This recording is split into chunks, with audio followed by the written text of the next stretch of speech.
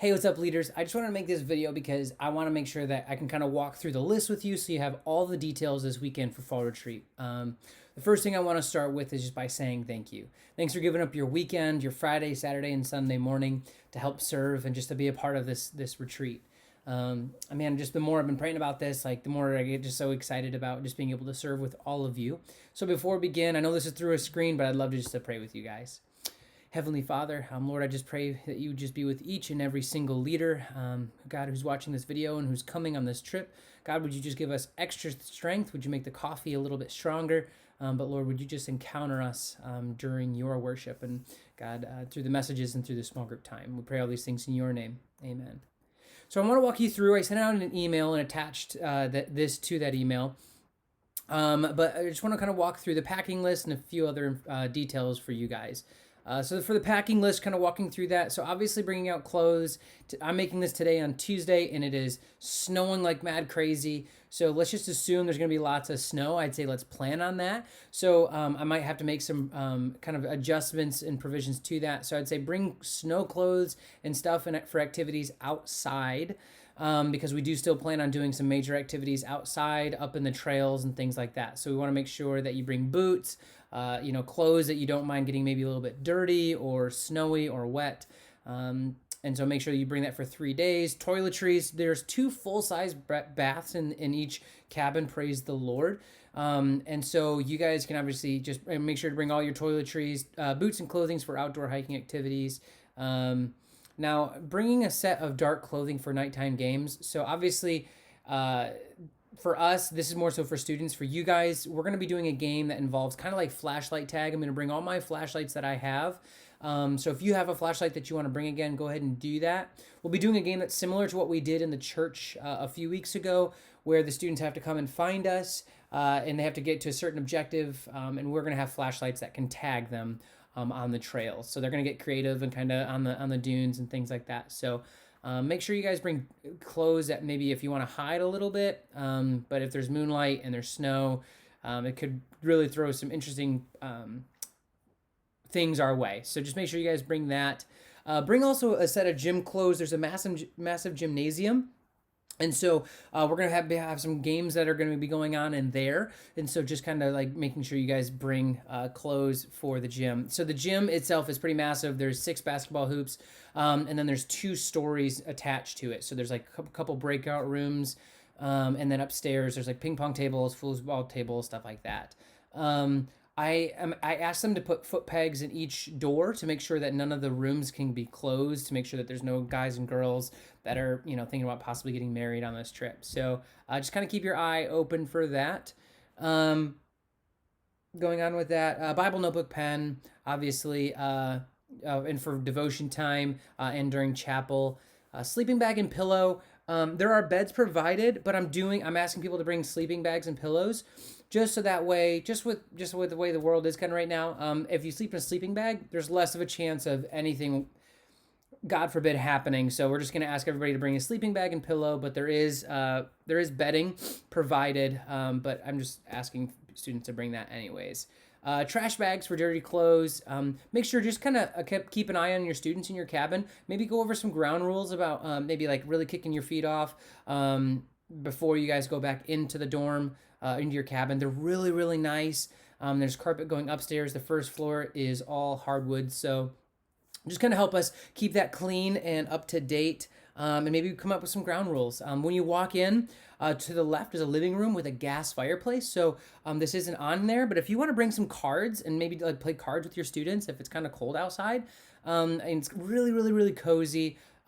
These are opportunities for you to grow really close with your students. We will be allowing students to go into other cabins during open hours. So again, not in the bedrooms and only in living rooms. But if you want to close off your cabin, that's okay. That's up to you. You can do that. But for the most part, we're going to try to keep those open to allow students to kind of hang out and do that. You don't need to bring any kind of like pots or pans or dishes or utensils or anything like that. Is completely provided. So along with you guys cooking your own meals and things like that, I would incorporate adding, making sure students themselves help clean up and wash their dishes and things like that. So kind of figure out who can do KP duty along with that.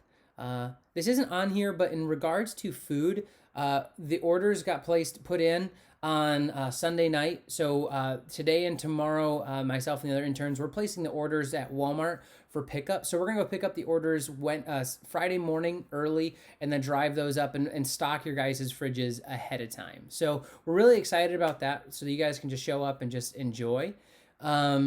And so all the food will be taken care of. No nuts. So if anybody brings any kind of snack, make sure nobody brings any kind of a nut because there's so many nut allergies and tree nut allergies. So we're just staying away from that as far as possible. No peanut butter, no nothing like that. So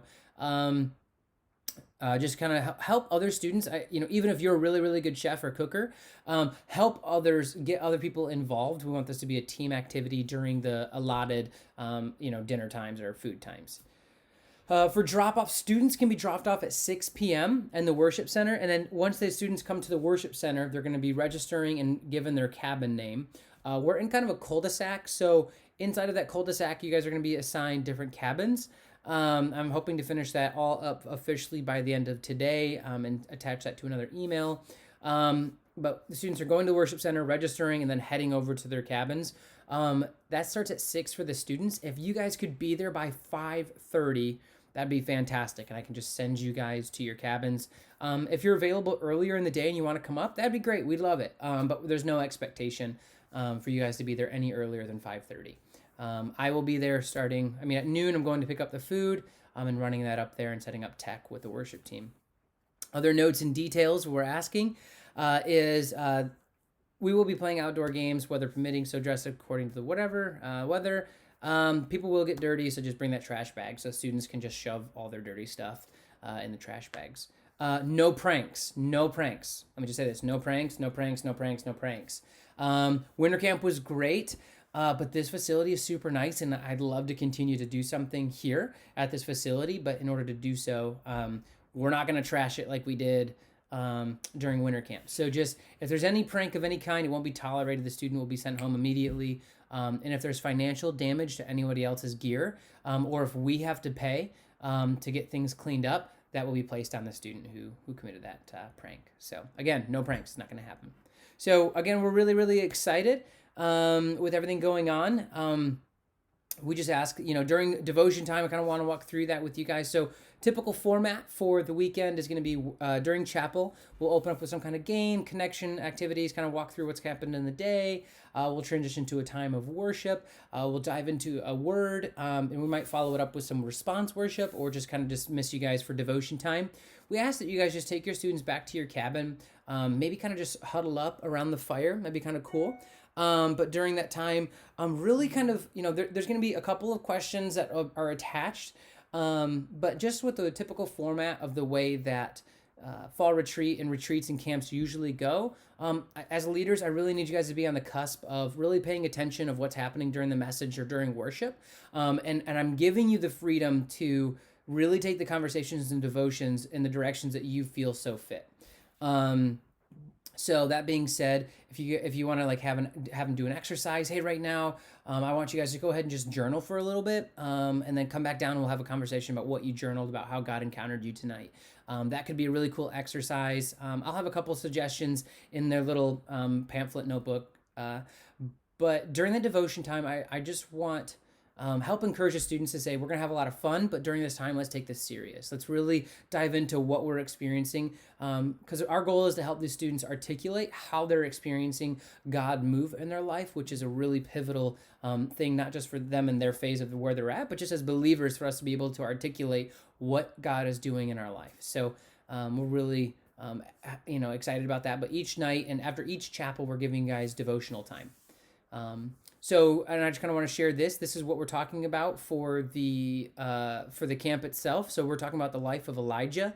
In night one, we're talking about burning out the distractions, setting fire in our hearts, and Elijah, when he was up on a mountaintop and he faced the prophets of Baal, and he set fire to it. And so sometimes some of us might feel a little drenched.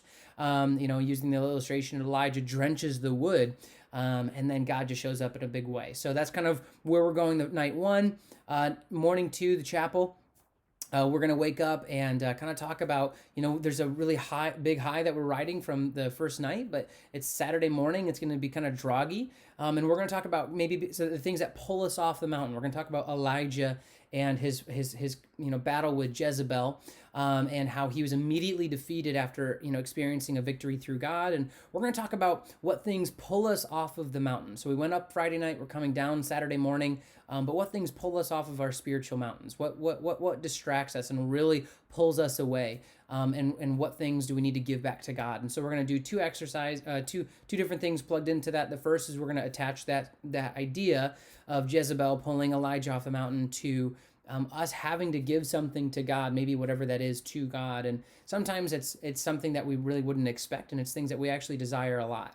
And we're going to talk about Abraham and Isaac and how Abraham prayed and he experienced a victory in his life through being given the gift of Isaac and having to sacrifice, God calling him to sacrifice Isaac. And it's a really difficult subject. So we're going to talk about what that feels like. And we're going to have a mannequin up on the stage. We're going to have the students write out different things that pull them off the mountain onto this mannequin. So they're going to personify what's going on onto this mannequin.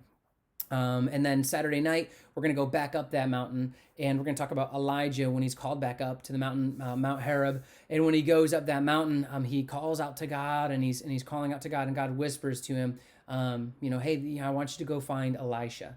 Believe in this next generation. And so he covers himself with this cloak that shields and is saturated in the presence of God. And so Elijah goes down the mountain and he takes this robe that's saturated with God's presence and he throws it over Elisha.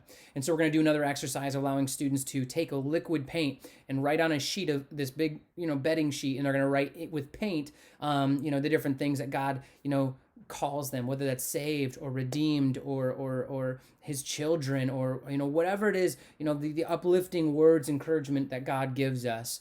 They're going to write that in paint. We're going to take that sheet just like Elijah and we're going to throw it over that mannequin.